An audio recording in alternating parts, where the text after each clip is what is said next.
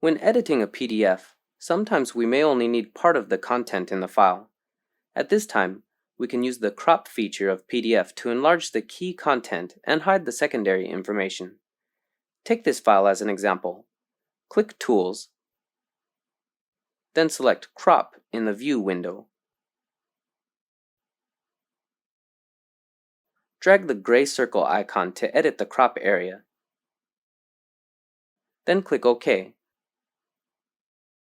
Now we have cropped all pages in this PDF.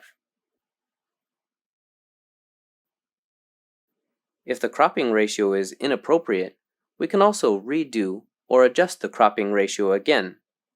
We can also check Flip Clipping Region on mirrored pages. Select the specified clipping region on the current page. Then WPS Office will flip the clipping region of this page and use this as a standard to crop the next page. For example, if we select the cropping area on the first page, we can see the cropping area of the next page is the mirrored flipped area of the first page.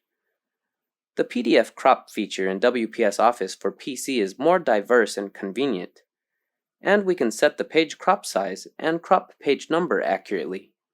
You can download WPS Office for PC to use it. Did you get it?